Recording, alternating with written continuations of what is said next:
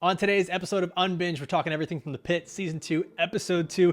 We've got annoying know-it-all interns, the Groundhog Day from hell for Dr. Whitaker, and we still gotta know all that and more on another episode of Unbinged, starting now.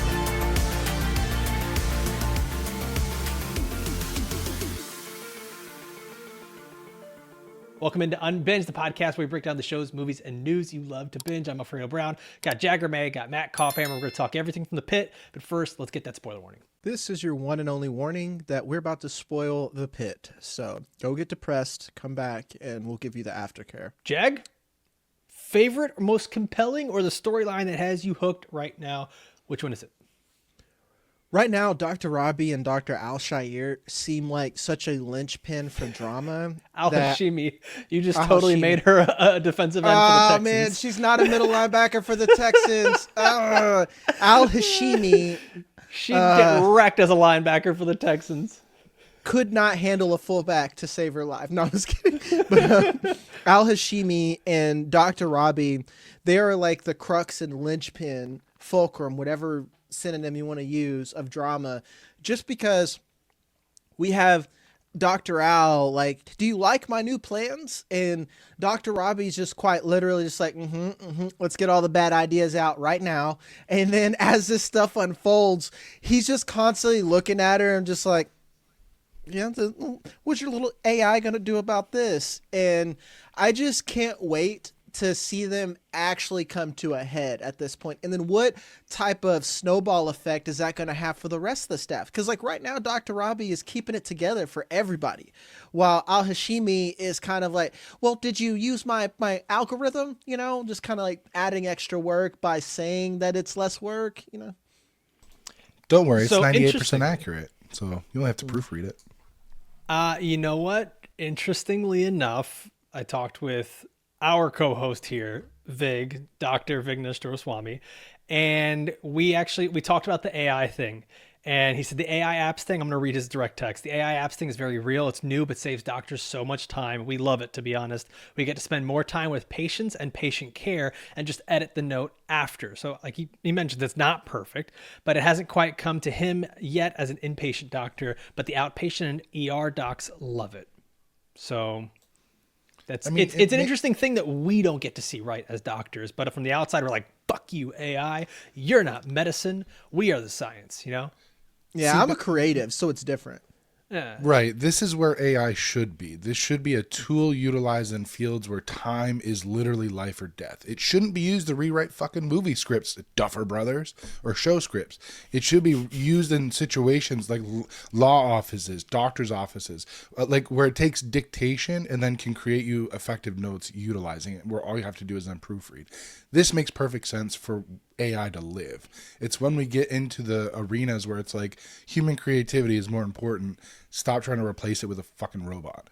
But yeah, so I'm glad we got that perspective from Vignesh, from an actual doctor that has utilized this tool in a way that makes sense. Where I have a problem is Dr. Al coming in and being like, well, this is going to solve everything and it's going to be fine and everything's going to be great. And it's like, that it might help, but it's not the end all be all of fixing every problem in the ER. Like, saving time is very important. Being able to spend more time with patients is incredible. But to rely so heavily on generative AI is where things get a little sticky in my brain. So there's things, I talked with Vig about this, like the whole gut versus AI, and then seeing two attendings like kind of going at it like this. And he's like, honestly, the two attendings not agreeing daily. That is so common. He's like glad that they're doing it for the show. He says it often happens with specialists. He's a generalist trained to have super broad and only slightly deep training. Cardiologists, though, may only focus on the heart, but know everything about it. And they may get tunnel vision and only think about the heart and cost of other organs. So like we're seeing that now with Dr. Al coming from the VA and seeing things differently, where it's like, okay, can we make processes and can we do things that admin is going to like? And Dr. Robbie's like, fuck admin. Fuck your processes and your little paper passport. We just need to save lives. And that's where it kind of comes into, he's like, what does your gut tell you? How can we follow your gut? And she's saying, well, the AI or the literature tells us this. Vig also mentions like for doctors, oftentimes there's a balance that needs to happen where you have to stick with the literature. because that's the thing that's going to have your back when you end up in a Dr. King situation. When there is a deposition or a malpractice lawsuit, it's like, well, I did everything by what the studies say and by the literal book, as opposed to, oh, you went with your gut, this is your fault. So it's that thing that's always in the back of doctors' minds. Like I don't think we ever get to take the time to appreciate that. And even in the pit, we're watching it, and I don't think we can even appreciate it because of how fast it's going. We're looking at this from our own perspective.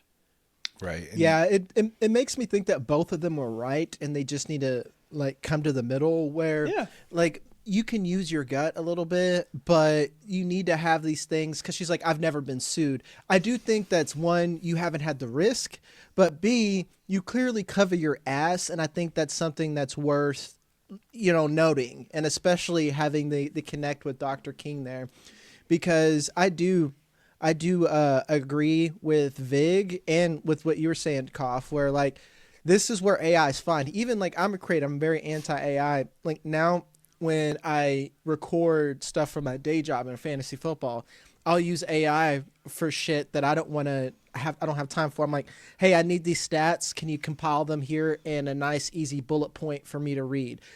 I'm not having it script for me, but it's giving me the information that I know what it is. I just want it to give it. You're to using me it like a faster. super spreadsheet is what It's you're an using. organizational Exactly. tool. Yeah. Exactly. That makes total sense. It's utilizing it as a tool and a resource to help you with all the mundane things that take away time from your actual creative side. Whereas too many people are leaning on it to be like, think for me, do everything for me, and that's where things fall apart. And What would I look like in a winter wonderland holding a candy cane? With a pixie cut. Kopf, I'm glad you said that, like the whole thing about having it think for you, because I mean, we're seeing a little bit of that here with Dr. Al, or not that it's thinking for her, but oftentimes she's not having to think critically because she either A, doesn't have the experience of the ER, or B, she relies just too heavily. She relies too heavily on it. There's even a moment there with the guy who's got the shoulder coming out through his fucking armpit, the dislocation. That was rough.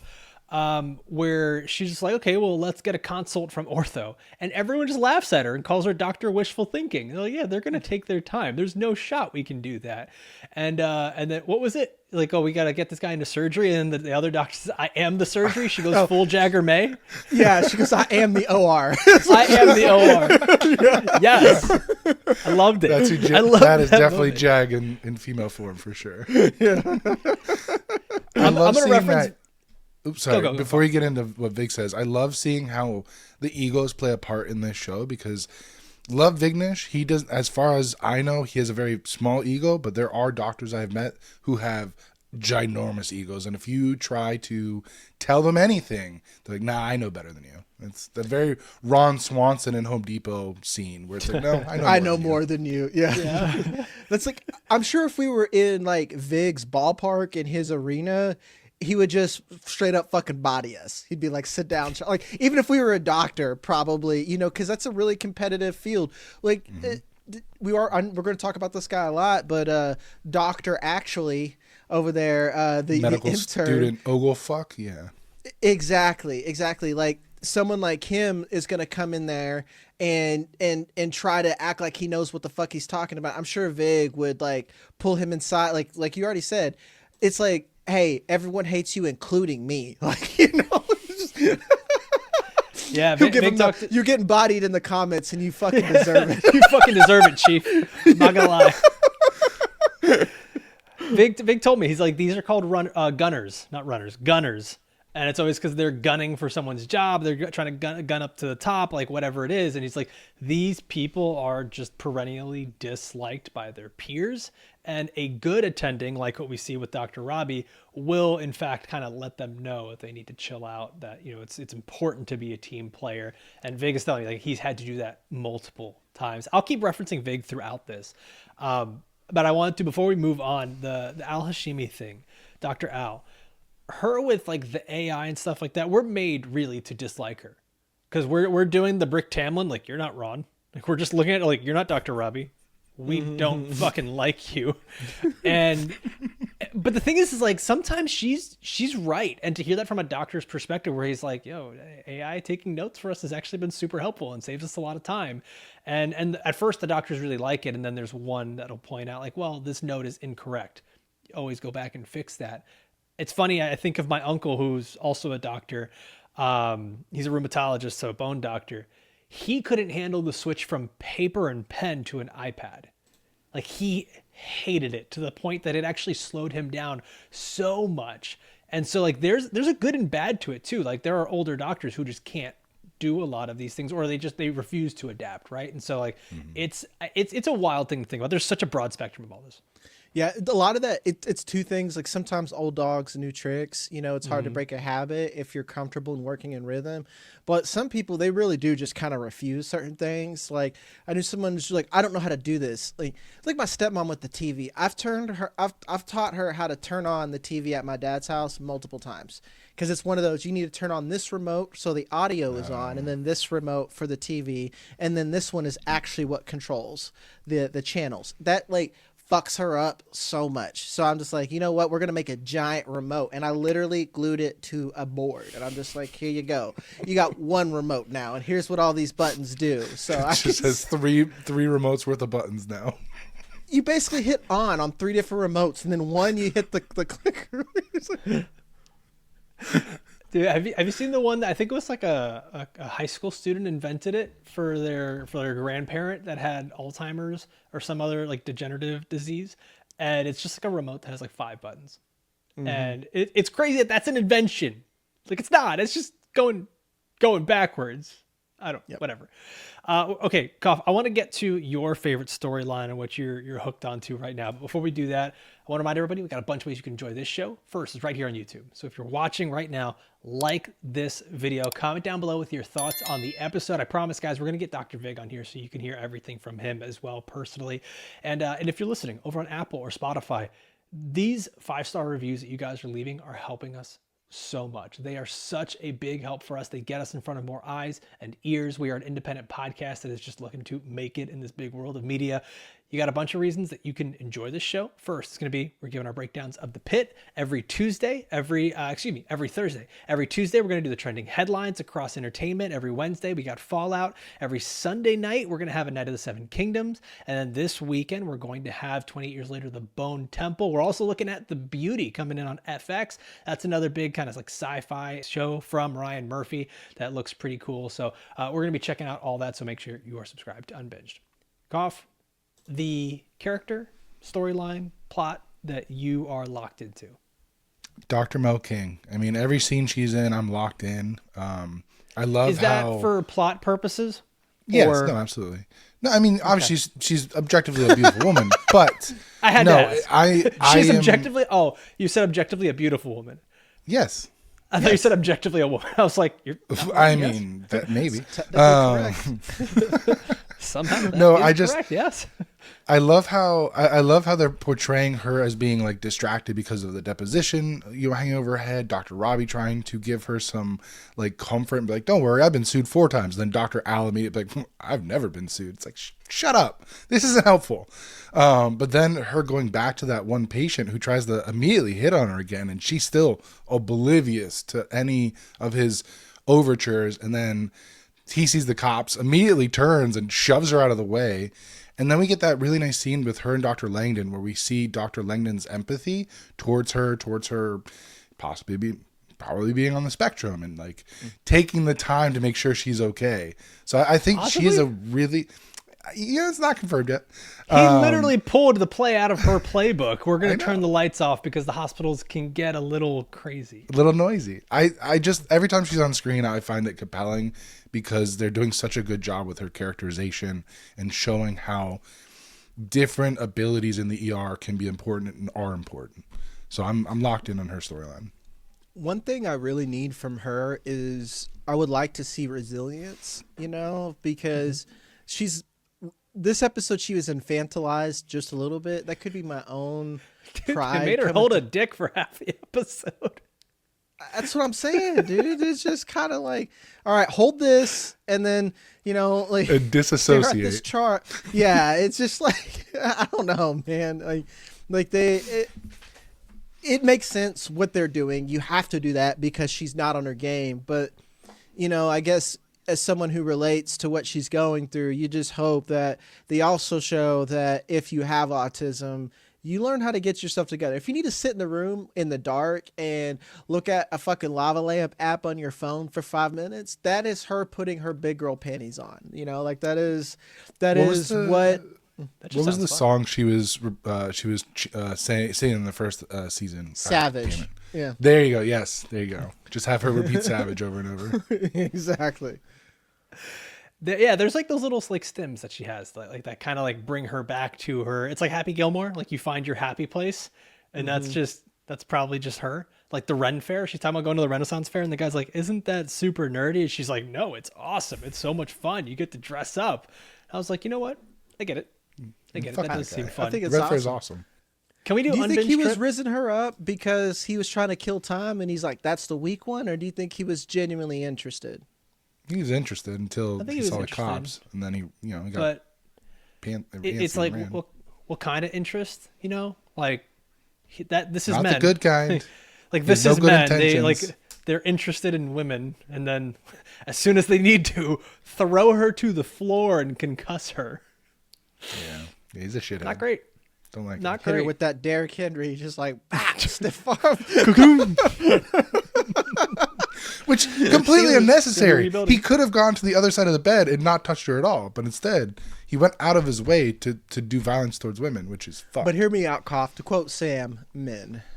Yeah, This is you men. got me there. You got me there. This is men. By the way, talking about Dr. King having a deposition, I love how everything sort of gives. I hate to use this word. It characterizes these characters. So like her going through this deposition and being so anxious about it. Dr. Robbie being like, I've had 4. It's fine. You're good. And then Dr. Al being like, it never happened to me. Right. And you sort of see how like all these little things, there's even stuff later with like Dr. Javadi where you're like, man, we're really finding out more about these people, and it just makes them that much more compelling and more easily identifiable. I asked Vig about this, and he says he's been deposed once or twice for cases that he's been involved in, but never actually the subject of a malpractice suit, thankfully. But he says it's always stressful. We're taught from day one to document everything, every hospital system, and as risk management legal, that guides you through that too. So, Vig, you are also a nerd, just like Dr. Al. No, Vignesh is a good doctor. Good doctor. This is true. This is Shout true. out to Freddie Highmore. I do think that August Rush. Dr. Javadi is starting to grate on me just a little bit. Where I was like, I need you to grow up, and this whole like, I'm the golden girl, like get that shit. Like, I need Santos to bully that out of her all the way. Is what I. So like I was thinking about that, and I even wrote in my notes like, old girl's getting shittier, and that's hard for me because like I'm attracted to you, but you better stop yelling at me or I'm gonna fall in love with you, type of thing. Like she's getting shittier and shittier by the episode.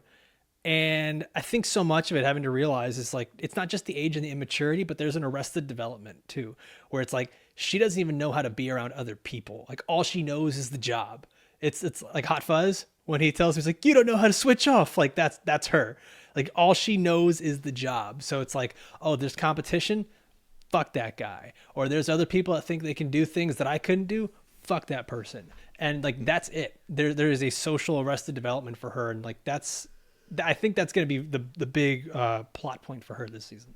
Yeah, it's like how she treated Dr. Santos was some bullshit, dog. I would have fucking roasted her ass. The way she's like, well, you can't do it because I can't. I was like, you know what I can do? Talk to someone at a bar.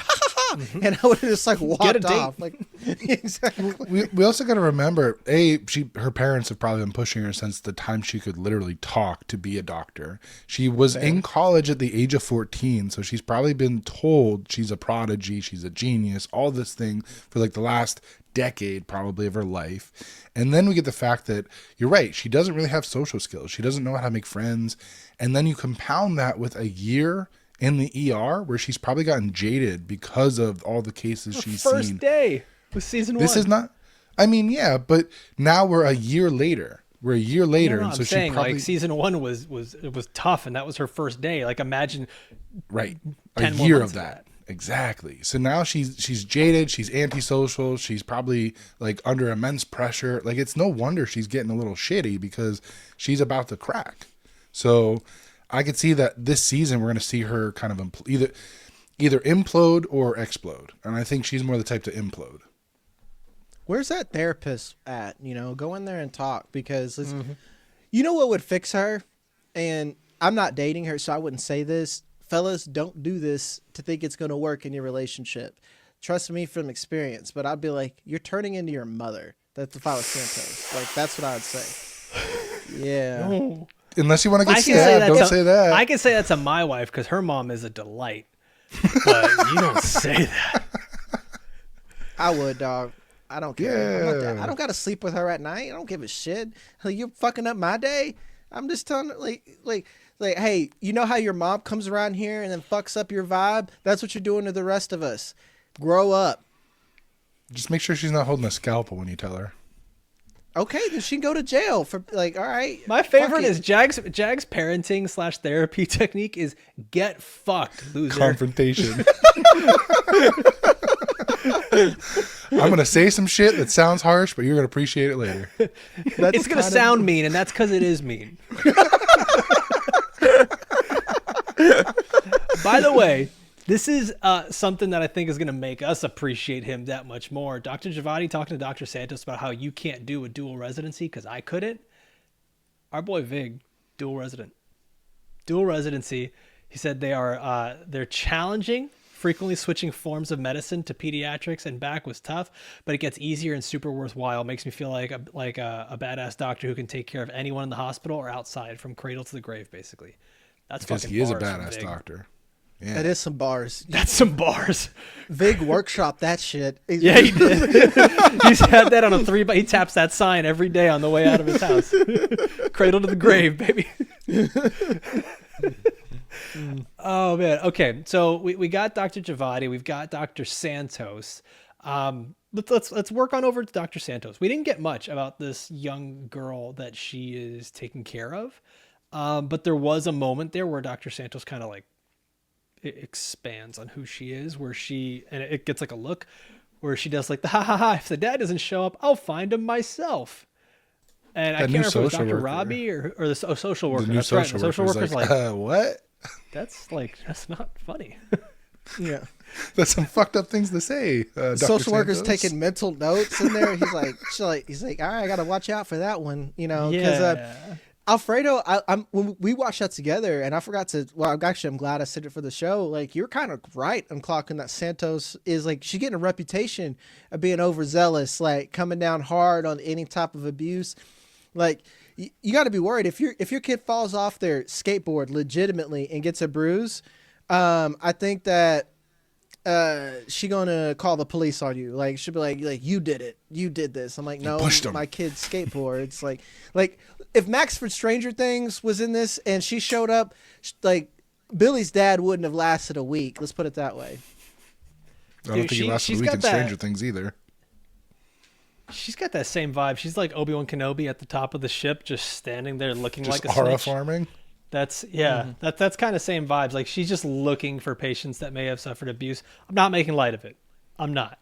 But we are getting to that point now where, and I think she'll be. Do you guys think she's going to be proven right? Nope. I think she is. Really? No. Okay. So there was a moment where the new social worker is like, let's not jump to conclusions. And I think that's a tiny little bit of foreshadowing that, again, Dr. Santos is going to go bloodhound mode, trying to find this dad. And it's going to turn out like he's the best dad in the world. And his daughter is just super clumsy. And she's going to try to blame him for something that A, she can't prove, and B, is false. So again, we got the storyline where she was right in season 1. I think it makes sense from a writing standpoint that she's wrong this season. I dig it. We also haven't gotten any Dr. Santos with Dr. Langdon. She has been avoiding him like the plague.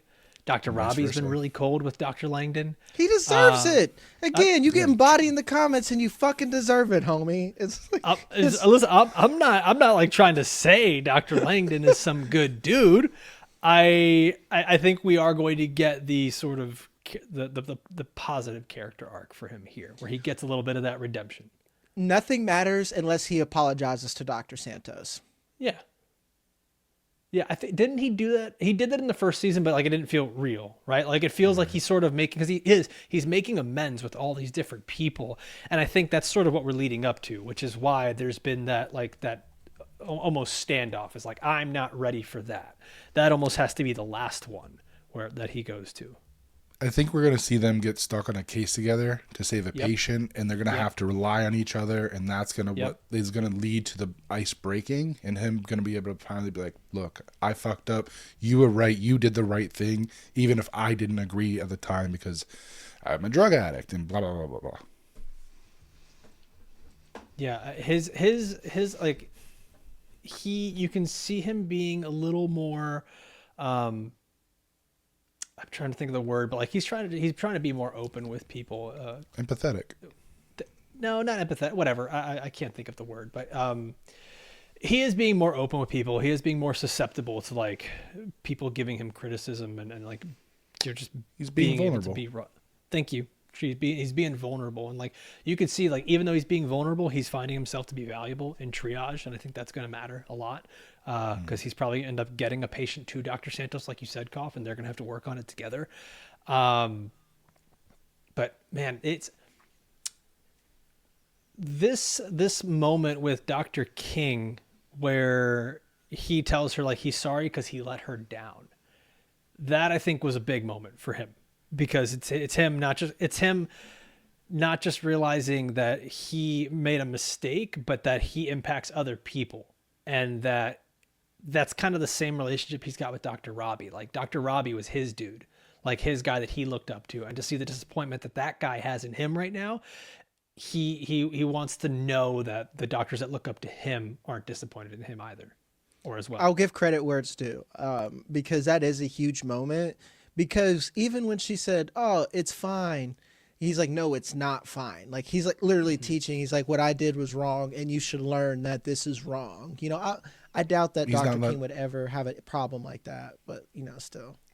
Yeah, he doesn't let himself off the hook, which I think is really important characterization wise, because it shows like he is taking responsibility and not just like, well, everyone says it's okay, so actually what I did wasn't that big a deal. Just get her some boba. She'll love it. She'll be so happy. Guys, Dr. Dennis Whitaker, our boy, changing scrubs every 5 seconds from first season, he is in the absolute worst Groundhog Day scenario imaginable. I can't imagine this, and as we were watching it together, Jag, I was like, damn. At some point, this patient with Alzheimer's who keeps getting told her husband is dead, she's going to leave the hospital, and if her memory is like this, like someone's going to have to keep telling her every day that her husband's dead, or she's going to end up back in care where that person's going to have to remind her it's like 50 First Dates, but instead of being like, hey, let's fall in love, it's like your boy's dead. Like, this is 50 First Dates Part 2 when Adam Sandler dies, and then Drew Barrymore has to be reminded every day. I dig it. I wonder, is there a possible way that she can learn? This is where we need Dr. Vig to tell us how memory works and how degenerative is. But I think it was important to show. We had that one doctor. When you ask, I'm so sorry to interrupt, Koff. Jag, when you ask, can she learn?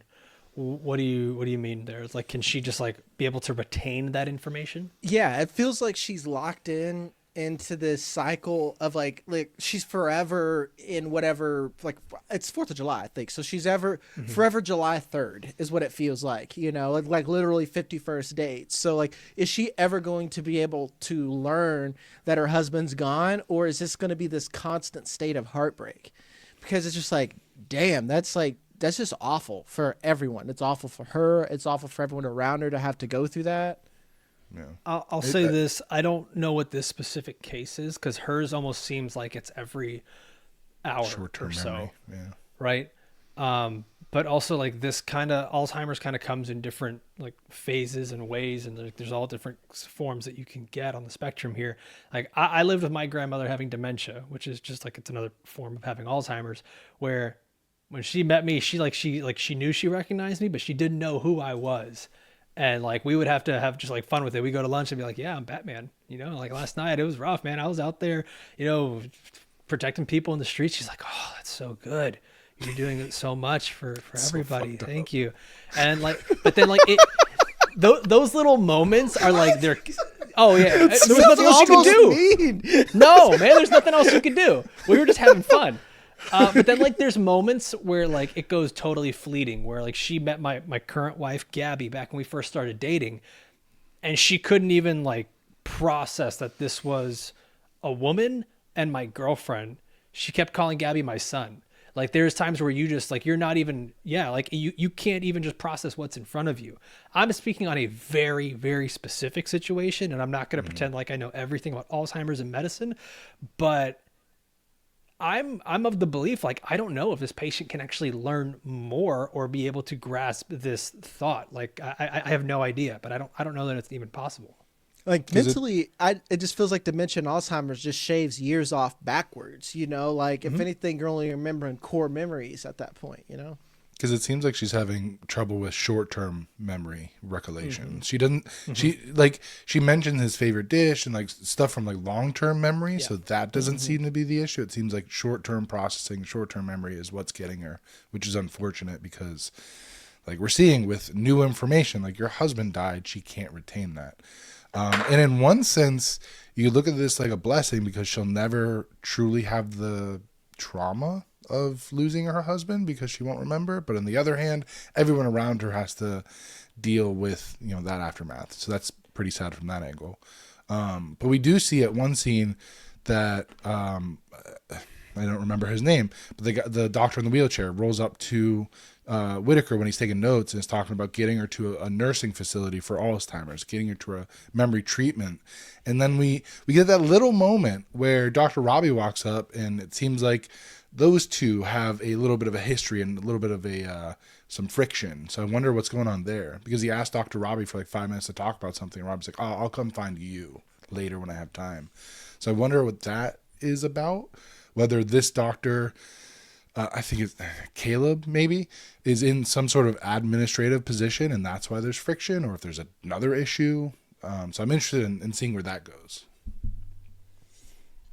I'm not gonna lie, like I didn't clock that scene very well, so I'm glad you did. And Jagger were talking. That's why. That's true. Yeah. Well. I actually zoned out right now, Carl. What did you just say? Yeah, I know. Because I'm pretty sure Alfredo got the alert that the Eagles fired their OC, and that's exactly what it was. Mm-hmm. Oh man! Yeah, dang. Yeah. I pay attention, motherfuckers. Yeah, when you said that a doctor rolled up with a wheelchair, and I'm like, "What the fuck you talking about, bro?" Yeah, I was like, "Man, I missed that." Guys, we're just like you. When we watch shows together, we yap.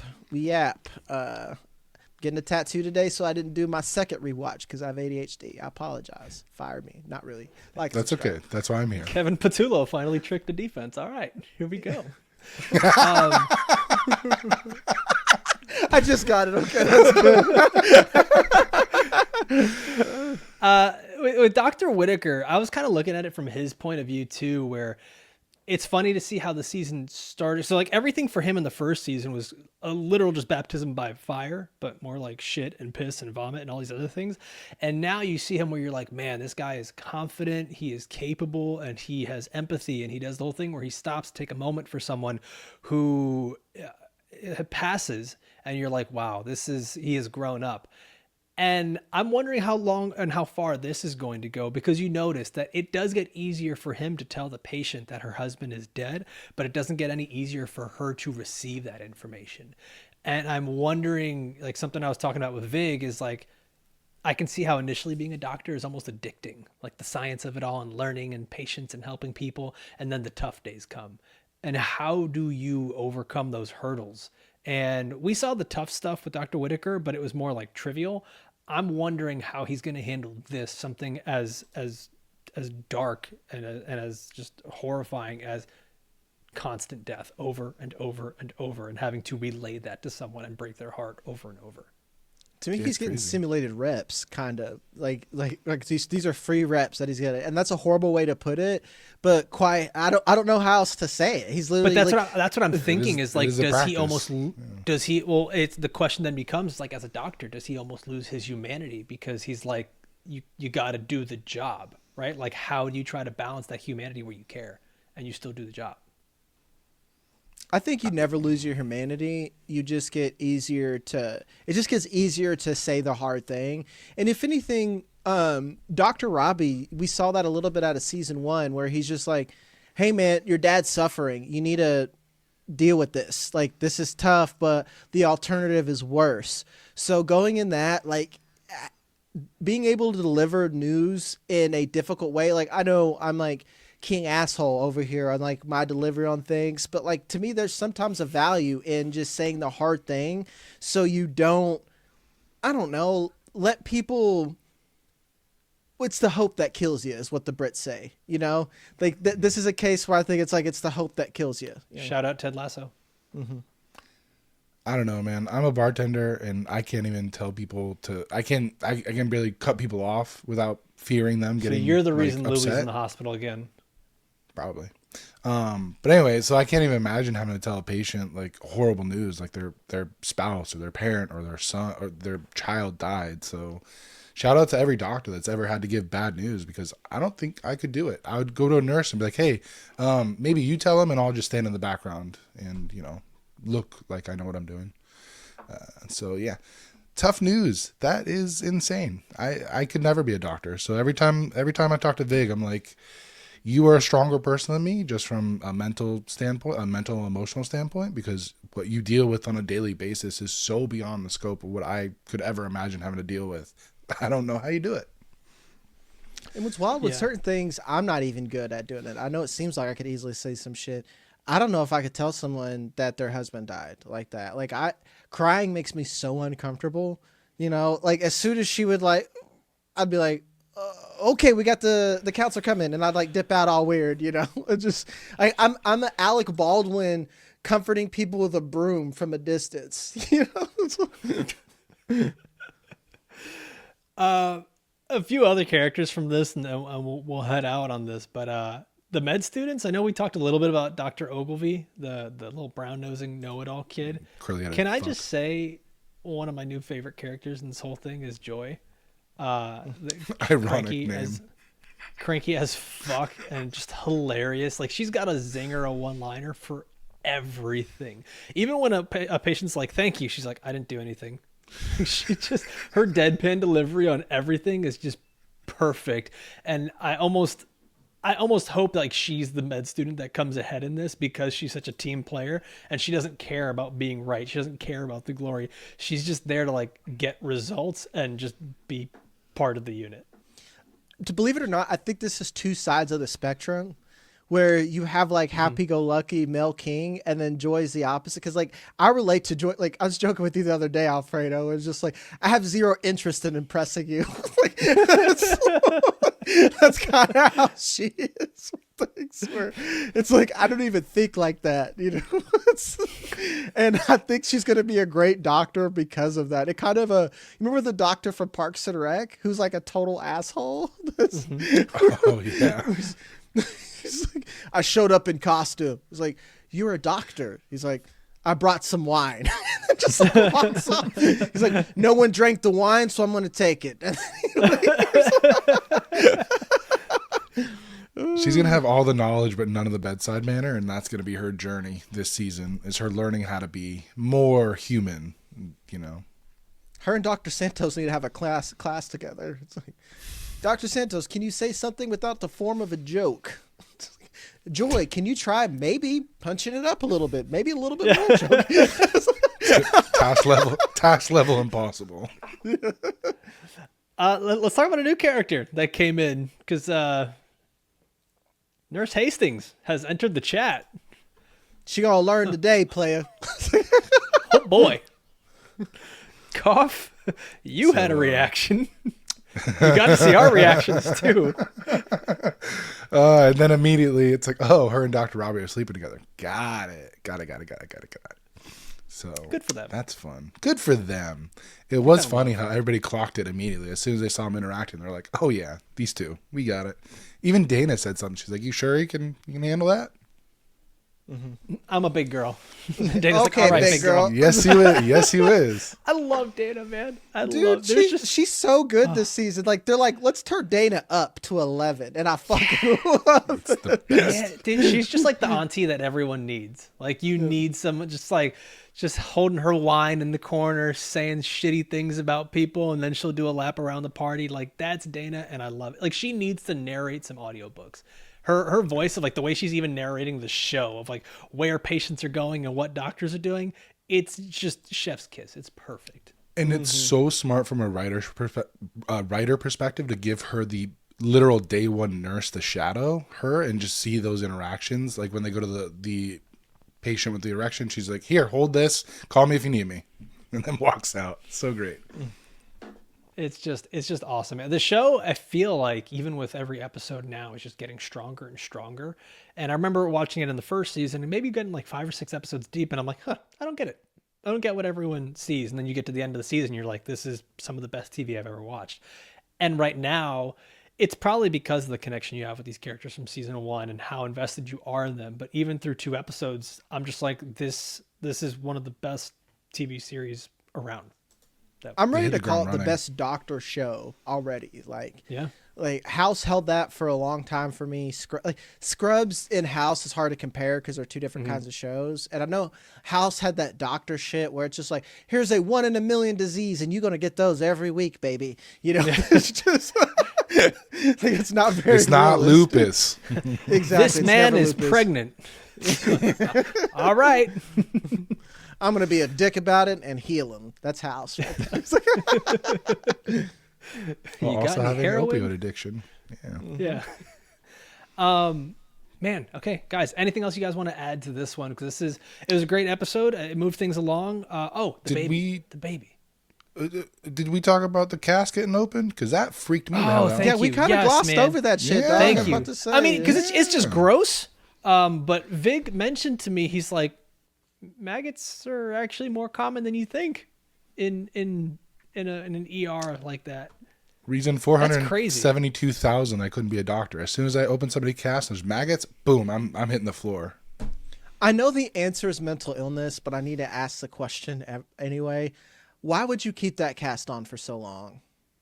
Well, he was unhoused, and so he didn't have any other Yeah, was option. he a homeless dude? Like he wasn't even showering. Like You can break that shit off, dog. I didn't go to a I doctor know. to take my cast off. I sawed that shit off myself like a G. Play it. Jack, like, he that wasn't shit- showering. Like Okay.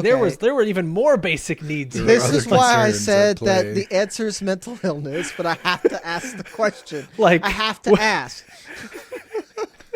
To be honest, he was probably utilizing the cast for like storage and like self defense and like possibly a weapon because it's hard. So that was a if gauntlet it's a hard at that cast. point. I'm like a maggoty gauntlet. That's what I'm saying.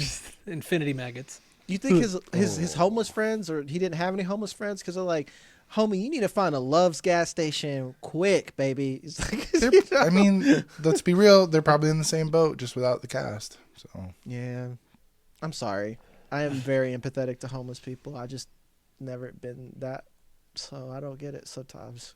This scene very much felt like we want to give you the gross out factor that happens in ER rooms, like in ER rooms. ER. we had rats in season 1, and now we get maggots. So that's fun. Right. And like actually one of the funny things I saw is that like they get all these consultations from real doctors, and the real doctors like not enough butt stuff going on in the pit. Like there needs to be way more butt stuff going on in an ER. No, I've I was heard like, that. Damn, okay. I Flared saw base. was Flared Target base. had like these glass Christmas trees, do very it. butt pluggy looking. Yeah. Don't do And it. then someone commented, they're like, ER doc here, don't. If you're a doctor, let us know in the comments craziest things you found in someone's ass. And we'll go through that next episode. Yeah, like over and under on butt stuff you've seen. Let's just over and come so like the over under. In what amount of time? In a 5-year span, how much butt stuff have you seen? You know, What like, are we gonna 5 put years? the line at?